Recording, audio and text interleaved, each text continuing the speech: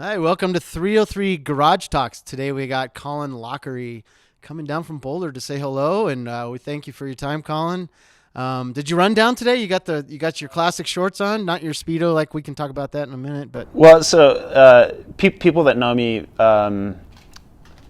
this is basically all I wear. I don't. When I go out on a nice occasion, I'll wear shorts that go down like a little further, closer to my knee. But this is a standard attire. Yeah, I bet the laundry's pretty easy these days, right? Yeah. I've been wearing the same shirt for I don't know, 2 weeks at a time, and just letting it go. The lines blur between pajamas and day wear, right? Yeah. It's why would I change? Right. I've got a. My basement is where I do a lot of my training, and so I go through a lot of clothes down there. But other than that, same T-shirt. Right. Well, it's kind of hard to think. So Colin and I'd say bonded a little bit, mostly down in Florida, just 2 months ago now. Was it that long? It wasn't even that long. I know. It feels like a year ago. Yeah. I think it was February. Yeah. Early February. Yeah, and at So base camp in Orlando there, and we rode bikes a little bit, and we're part of the whole thing. And it's just such a different world now, isn't it? Yeah, that was our last chance to be social in public. I think we got back, and I don't know exactly when this all started, but I think, we all had a great time, spent a lot of time together, got to meet a lot of new people, and then got back here, and pretty much right away it was like everything shut down. So it was kind of a cool party. Right? Yeah. Got to do some fun stuff. So. Well, let's back up just a little bit and let viewers know you a little bit more. Talk about who you are, where you came from. I know you're Boulder native, and you played sports in high school, and how you got into triathlon, and maybe give us a little recap.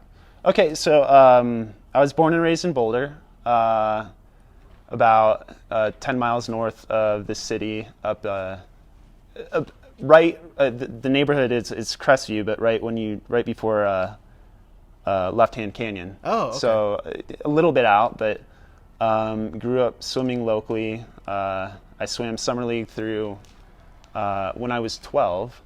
So my background was all swimming. I went to Niwot Elementary, Sunset Middle School, and then Niwot High School. And then swam through high school. I ran 1 year across country. I enjoyed it. I would not consider myself a runner then. But after that, college, I went to about 15 different schools, and it took me like 35, 40 years to finish my degree. But I went to upstate New York, to a small school there. I went to St. Olaf College in Minnesota. And then I came back here and took some classes at CU, went to Regis, finished my degree at MSU Denver. Really? Yep. What's your degree in? I made my own. It was, I don't remember the exact title, but it was like early childhood education and sports mixed together. Okay. So it was fitting. Haven't really done much with it, but that's what most of us do anyway, right? And you played some baseball, didn't you? No, I wish I did. Oh, okay. I'm a huge sports fan. I played baseball. My dream when I was a kid was to be a pro baseball player. But I sat in the outfield and picked daisies, so I was not very good at it. Yeah. So I mean, my first love was baseball, and that's, if I can't be good at baseball and I can't be a pro baseball player, what's if I can reach the top level in another sport, that's sort of what I did. Yeah. How did you get into triathlon? Well, I was born and raised in Boulder. You have to, right? Yeah. It's the first year-round swim team I was on, my teammate was Cameron Dye. Oh.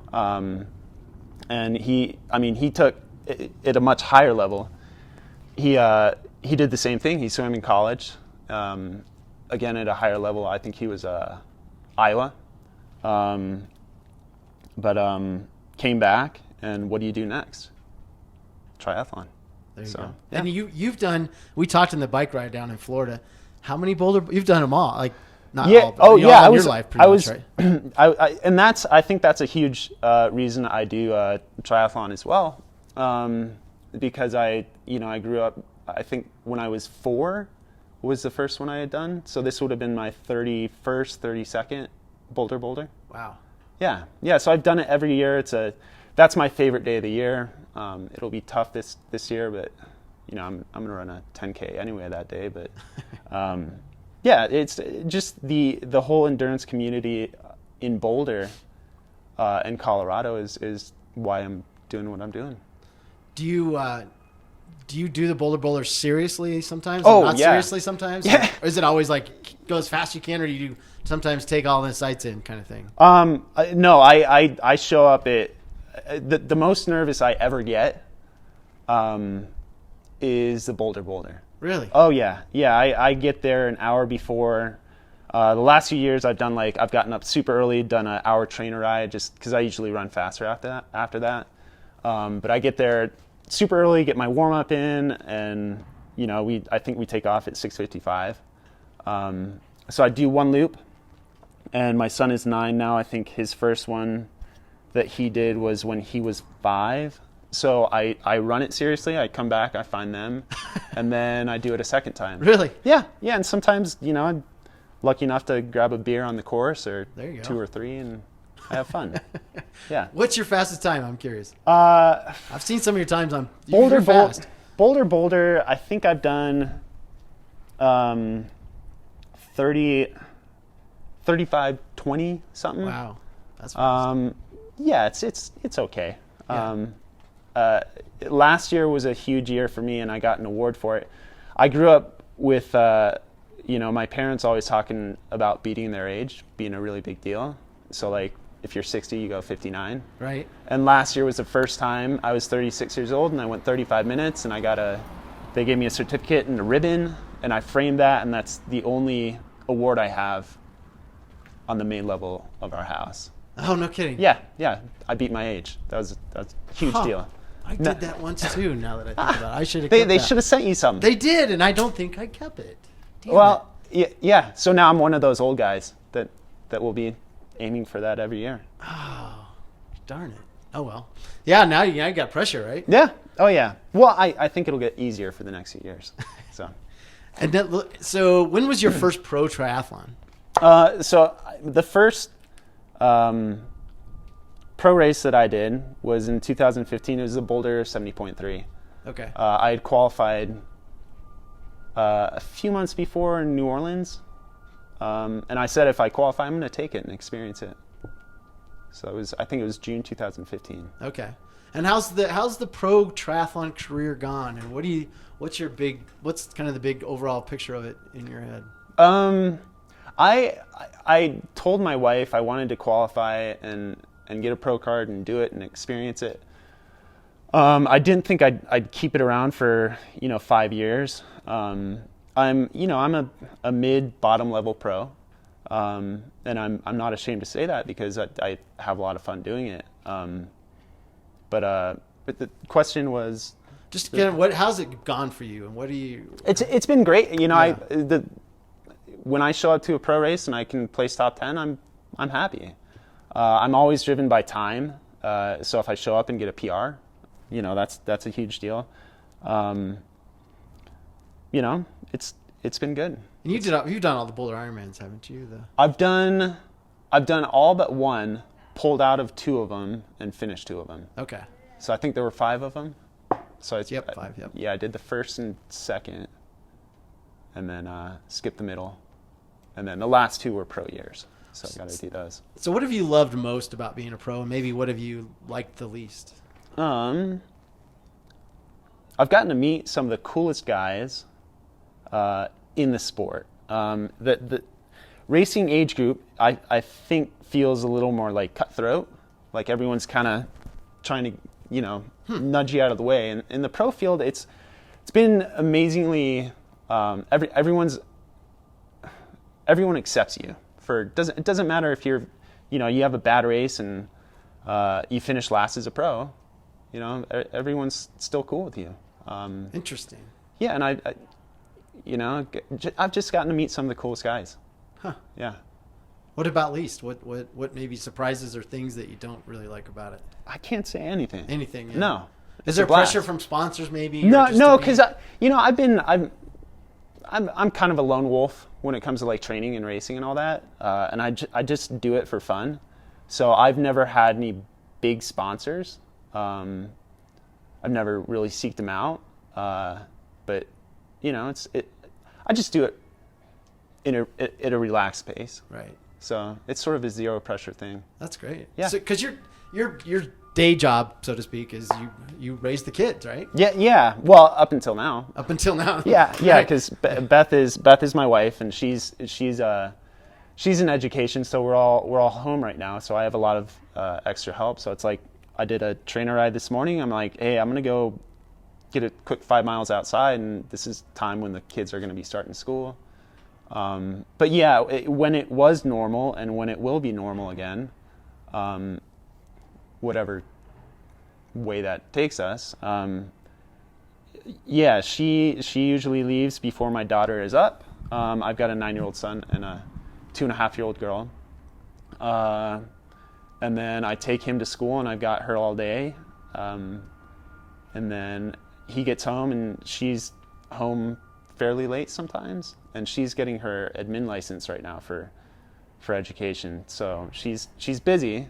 And when she moves out to be an AP or a principal, it's going to be, I will be working from home for the rest of my life. Yeah. Yeah.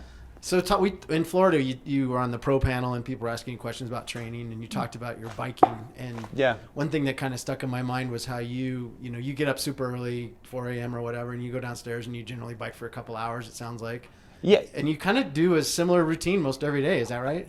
Yeah. And well, especially right now with the whole coronavirus, I am doing the same exact thing every day. I do a 90-minute bike and a 4.95 mile loop. And that's just like I'm exercising. I'm getting my workouts in. But yeah, I typically, like, my training is 90 minutes on the trainer every morning. I never ride any longer, even in like a build up towards an Ironman. And then I usually swim and then possibly run afterward and then fit in 30 minutes of something in the afternoon. It kind of amazes me that you're able to like pull it off at the race without those long rides outside or you're on a trainer. Genetically you obviously have a gift, no doubt about it, but how do you do that? I think I've done a lot of them, and I think that helps. I think it's consistency day. I see training as a body of work that you put in throughout a week instead of just a single day. Would I be faster if I went out and rode for 5 hours? Yeah, I would. I just can't do that with my life, and so I race a lot. So like last year I did 5 fulls, that was 5 long rides that I got, I guess. Right. So every few weeks I get a few. What's your favorite Ironman? Or favorite race? Doesn't have to be an Ironman. Besides Boulder Boulder, maybe. Boulder Boulder is my absolute favorite race. Favorite Ironman, I would say, is Chattanooga. I like going to Chattanooga. It's a fun place to be. The energy feels good, and you get to swim down a river, so you get pushed. So, it's like, I don't know, downhill swim. Right? Yeah. The city's just awesome. Yeah. I like going. I like the experience of triathlon is part of it's racing, but part of it's seeing the parts of the country that I would never go to. So, it's fun seeing new places. Yeah. What about local race? What's your any besides Boulder Boulder? What local triathlon is? Do you have a favorite? Yeah, local. I loved Ironman Boulder. That was always fun. But the first race I ever did was the Boulder Peak, and that was like one of the biggest races in the country at the time. I think it was 2003. But what Lance has done with Without Limits, every single race is an amazing experience. So all of the local races are a blast. So Boulder Peak, Summer Open, which is no more, Oktoberfest, Stroke and Strides are the best. Yeah. They're awesome. Yeah. Thursday night. I mean, you go out and do a race. Right? It's so fun. So I can't say enough about Lance and what he's done with Without Limits. Well, so as a pro triathlete, you're clearly not insulated from the community, but because you're out and you're doing things. And yeah. What do you feel like it's always obviously whatever person is best for them, but do you feel a certain responsibility to the community as a pro triathlete? What's your role in the community as a pro triathlete, I guess is my question. In the whole endurance community? Yeah. I've developed, the whole Speedo thing. Maybe I'm the Speedo guy or local pro or something like that. I see myself as I'm not type A at all. Very anti. Not against it. It's just not who I am. Right. But I want to be seen as, a guy that anyone can sit down and have a beer or 3 with, and talk about anything. And I want to be the guy that brings light and a sense of humor to the sport. Well, I think that's my take on you when I first met you and I've seen you race, or I was racing and you were racing, and it's like, hey, this guy's having fun with this, and he's damn fast, which is cool too. I mean, it's a great combination. Relative. Yeah, I mean, but you race with a smile at least. Yeah, And I'm not saying others should or shouldn't. It's just that's your tone. That's who you seem to be, and I think that's really, really commendable. Yeah. I do the sport because it's fun. I'm 36. I'll be 37 in a few weeks. I'm just going to keep doing it. It's like, people maybe question why I still do it and why I'm racing pro, not age group. I'm doing it because it's a blast. How do you now? Let me transition a little bit, because I know you have a coaching company. You're doing some coaching. How does that philosophy translate to your coaching style and how you coach your athletes? It translates pretty well, and especially right now because we're looking for human contact outside of our home wherever we can. I like to talk on the phone. I like to communicate, maybe over communicate sometimes, but just if an athlete has a question about their kid, why can't we talk about that? Right. So how does it translate over to the coaching? I'd say just approachability and just honesty. Yeah. Yeah. Do you coach do you provide very specific coaching goals? Yes. Yeah. I don't have like a set plan for anyone. I write all the workouts from scratch, put the schedule in for the week, and then write workouts from scratch the night before they do them.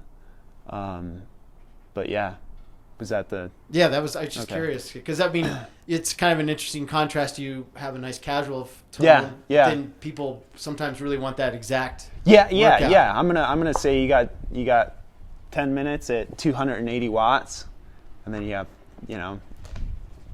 2-minute rest interval at this, 6 minutes at this. So yeah, everything is written down specific in my training and coaching. Well, so part of the mission of 303 Garage Talks is to keep it relevant to what's happening in the world. And of course, we've talked a little bit about coronavirus. Yeah. That's what's going on right now, and it's a top of mind with endurance and events and how we live right now. Yeah. What's your take on the future of just being an athlete and being a pro triathlete and being a human too? Being a human. I mean, how do you see this right now, and how's it affecting your family? And well, like having a 2.5-year-old. Look, everyone's going through this differently, but it's. I want a break. I just want a break. It's so bad. I want someone else to watch the kid for a little bit. So we're going a little crazy at home, but we're having a blast too. I mean, I feel really bad for my kids. I feel bad for my son. He can't see his friends. He's stuck with mom and dad, and then mom and dad are stuck with him. So it's like, as far as family life, it's, I'm still exercising and training, which is good. And my wife has actually started working out again for the first time in years, which is awesome. So we're finding balance at home. But as far as triathlon, it's like some people are planning on races in June, July. I don't really see that happening. Yeah. What would your guess be? Man, I think maybe we talked about this the other. Yeah, I feel like just this we got no insider information here. Yeah. I'm hopeful maybe by August we'll have local triathlons, local cycling races. Yeah. Back online. Maybe middle of July. Maybe. See, I see it maybe later. I see September, October, maybe not even then. I guess we'll see. We'll see. So that's, as far as in triathlon, I don't know what it does to it. In the end, maybe it comes out stronger. Yeah. Because people are gonna have to look for an outlet that's positive. So will we see growth in triathlon? I say it's 50-50. I'm gonna be optimistic and say, yeah. I think if we had more lakes, we'd actually see more local triathlons. Yeah. Because I think people are going to congregate to smaller events. Yeah. And the Ironman, I hope for the best. Right. But I kind of feel like the smaller events are going to take precedence for a while. Which is kind of it's a correction in the sport. Yeah. And I like to see that because I love Ironman. I love their product, but nothing in the world beats getting up on Saturday or Sunday and doing your local sprint tri. Right. Like the Longmont Triathlon. It's a pool swim, short bike, short run. It's one of the best triathlons. It's like the oldest one in the country. Yeah. Or second oldest or something like definitely in the state, I think. It might be. But yeah, it's a blast. So maybe we can wrap up with this question. Tell me maybe something you've learned about yourself in the last couple of weeks that you didn't know. Well, I wear Speedo at night every day anyway. I don't know.